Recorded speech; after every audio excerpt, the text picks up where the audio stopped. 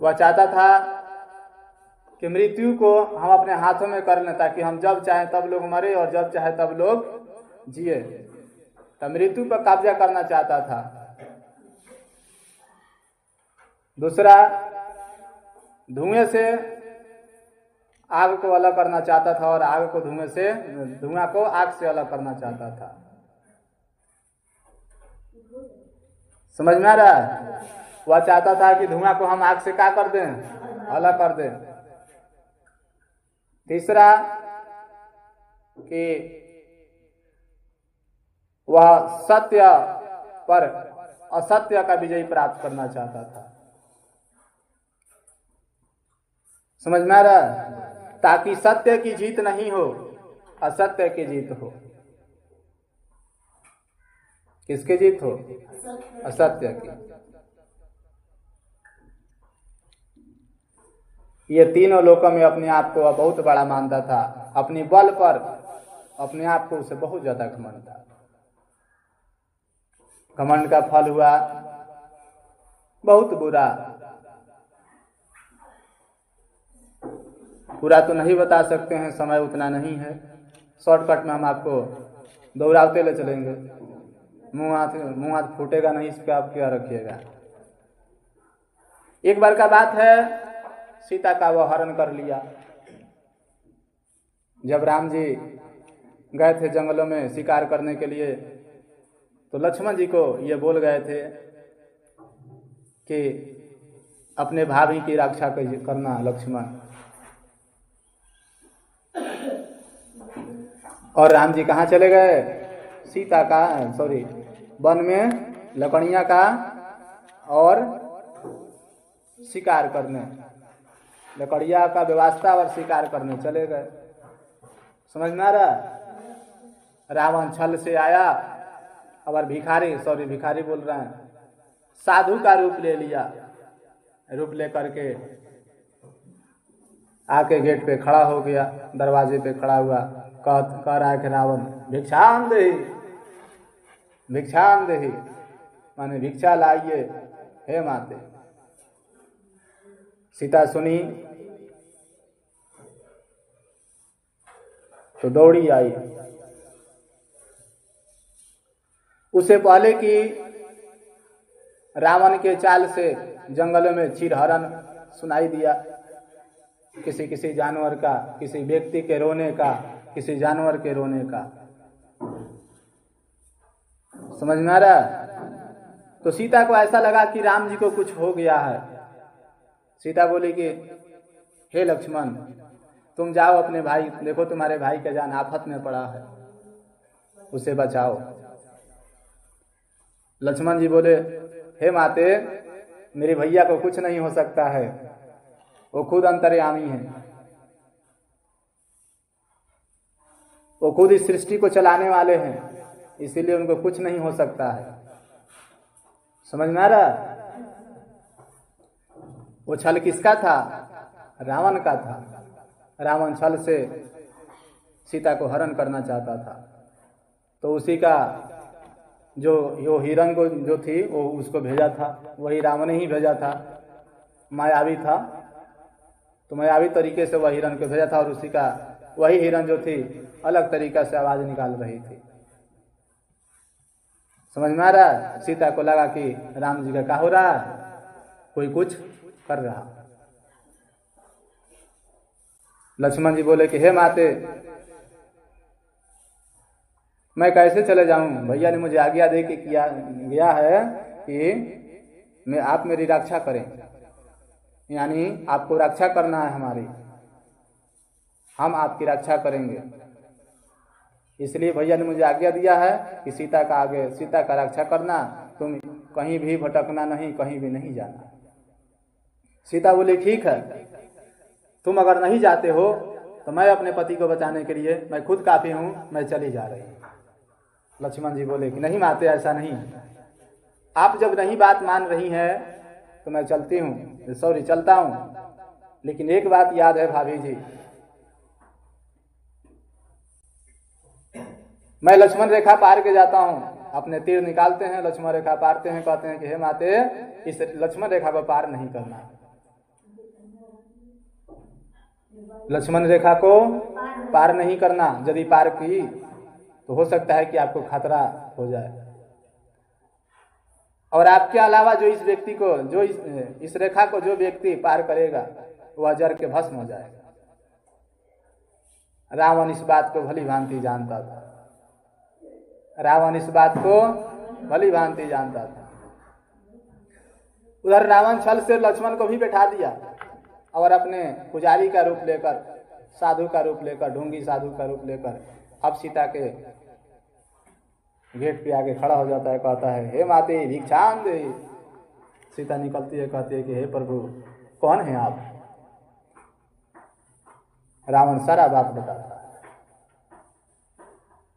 कहता है कि हे पुत्र, मैं बहुत दिन से भूखा हूँ, मुझे लगभग 7 दिन हो गए खाए हुए, पानी पिए, थोड़ा मुझे भिक्षा।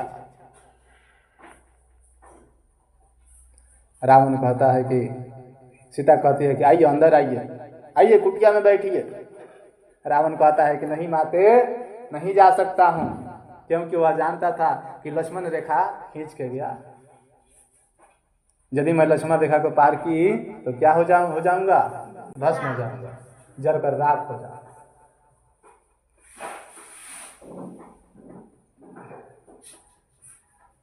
लक्ष्मण जी, रावण कहे कि हे माते, हे पुत्र, आप एक काम करें, आप ही आ जाए। जाती है, लेकर के भिक्षा आती है। तब तक रावण अपना असली रूप दिखा देता है और वहीं पे उसे पकड़ लेता है। पकड़ करके अपने उससे रथ पे बैठाता है और लेकर चल जाता है। पूरा कहानी को छोड़ते हुए पूरा नहीं बता सकते हैं, टाइम बहुत कम है। लेकर जाता है, सीधे लेकर चला जाता है लंका में। कहाँ लेकर जाता है? लंका में। उस अशोक वाटिका के वृक्ष के नीचे माँ सीता को बैठा देता है। जब राम को पता चलता है, किसको पता चलता है? तो राम छटपटा जाते हैं। राम सीता को पता लगाने के लिए हनुमान जी को भेजते हैं, तब पता चलता है इनको। हनुमान जी जाते हैं, उस रात अशोक वाटिका के वृक्ष के पत्ते में छिप कर बैठ जाते हैं।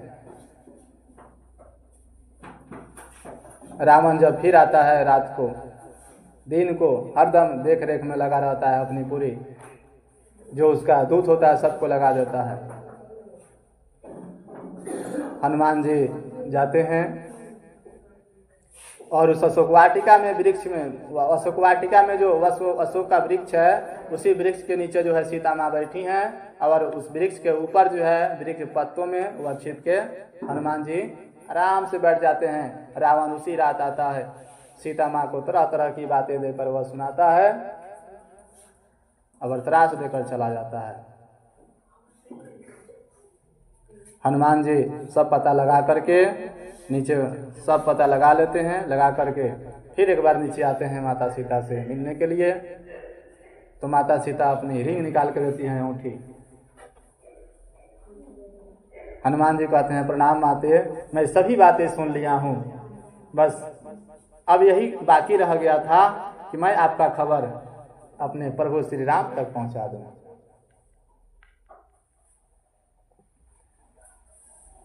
हनुमान जी बहुत शॉर्टकट में बताते जा रहे हैं, पूरा बताएंगे तो दिक्कत हो जाएगा, तब एक दिन में खत्म नहीं होगा। हनुमान जी जल्दी जल्दी वहां से कहते हैं कि हे माते, अब मुझे आप आशीर्वाद दें। माता कहती है, कैसे? तुम्हें कैसे विश्वास होगा पुत्र कि तुम मुझसे मुलाकात कर लिए हो और मैं यहाँ जिंदा हूँ अपने पति के लिए, प्रभु के लिए।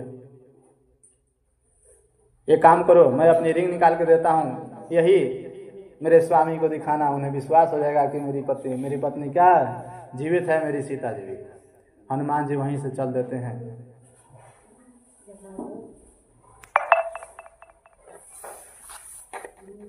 चलते हैं, इधर आते हैं, देखते हैं राम जी जो हैं उस पत्थर के पट्टी पर बैठे हैं। हनुमान जी जैसे आते हैं, श्री राम प्रभु के चरण को पकड़ लेते हैं, जकड़ लेते हैं, कहते हैं कि हे प्रभु, जब मैं उस अशोक वाटिका में पहुंचा तो रावण उसी रात को आया, माता जानकी को तरह तरह का त्रास देकर और वापस चला गया। हे प्रभु, जब आप देरी करते हैं तो रावण सदा के लिए माता सीता को मार देगा। वह 1 महीने का समय देकर वापस लौट कर चला गया है। यदि आप उस 1 माह के अंदर नहीं चलते हैं तो रावण माता जानकी को सदा के लिए क्या कर देगा?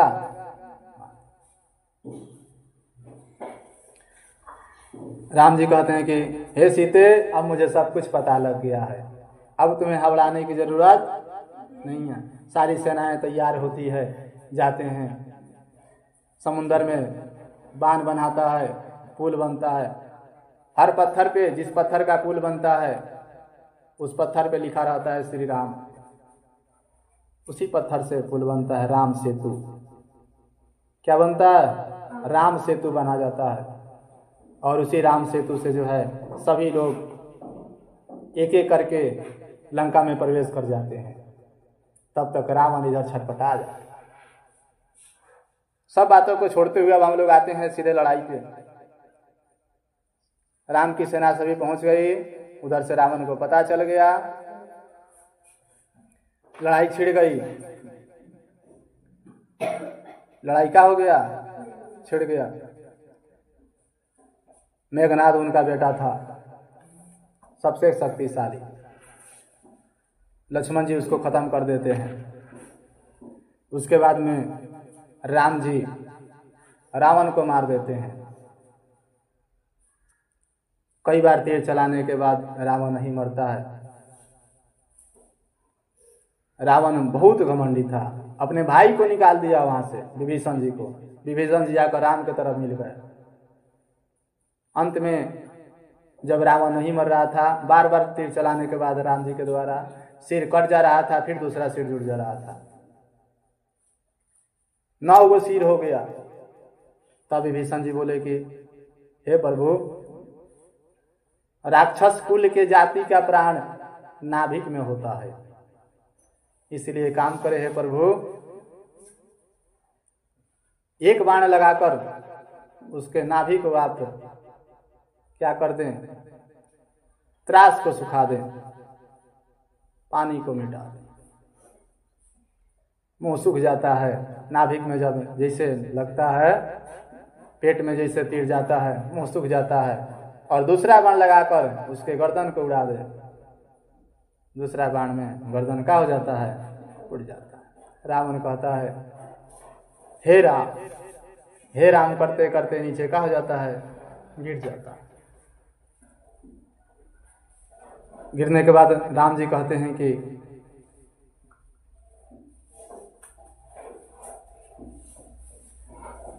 अब अपने भाई को कहते हैं, लक्ष्मण जी को, हे लक्ष्मण, जाओ अब उसे सिरहाने लगा लो और उससे विद्या प्राप्त कर लो, ज्ञान प्राप्त करो।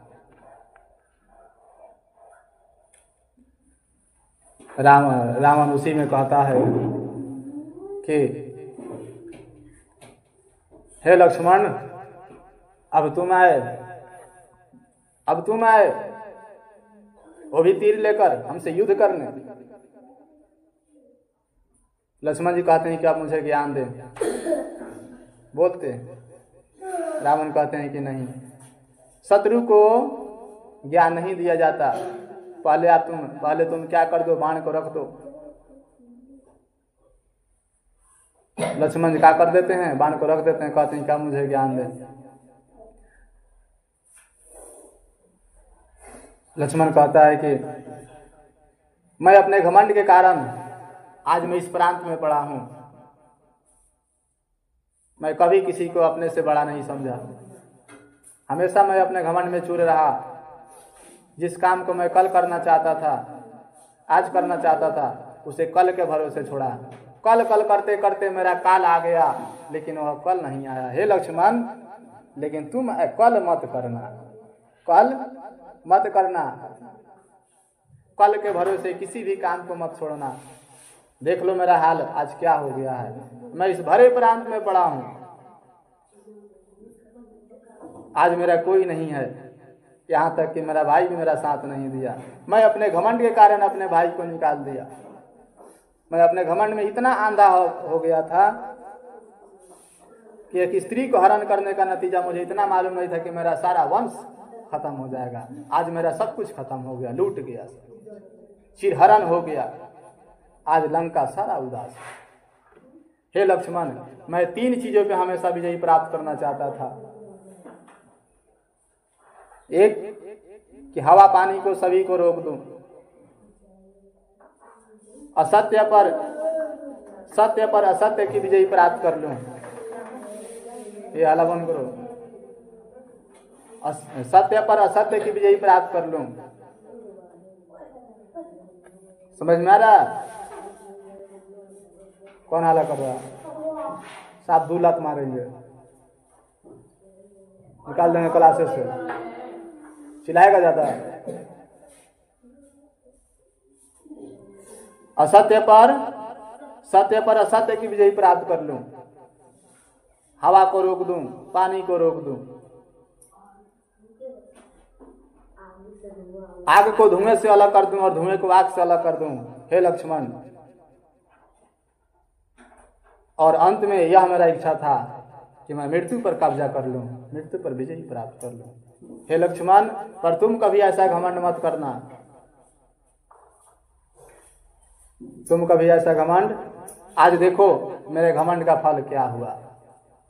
इतना शक्तिशाली होते हुए, मुझे हर ज्ञान की प्राप्ति होते हुए, आज मैं कुछ नहीं कर पाया, सिर्फ अपने घमंडों के कारण। सिर्फ अपनी घमंडों के कारण आज मैं भरे प्रांत में पड़ा हूं। मेरा कोई याद दोस्त नहीं है, कोई मित्र नहीं।